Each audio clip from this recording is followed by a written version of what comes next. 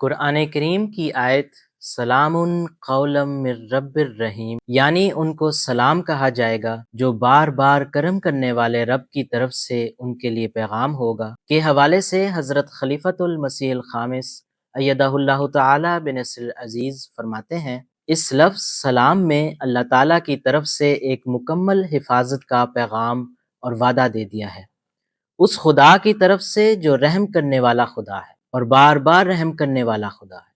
یہ ایک چھوٹی سی آیت ہے لیکن ایک عظیم پیغام اپنے اندر رکھتی ہے کہ اس سلامتی کے تحفے کو حاصل کرنے کے لیے، اس دنیا میں بھی اللہ تعالیٰ کے فضلوں کا مورث بننے کے لیے اور اگلے جہان میں بھی اس سے فیض پانے کے لیے، تم بھی اپنے اندر آپس میں یہ روح پیدا کرو، آپس کے تعلقات میں یہ روح پیدا کرو،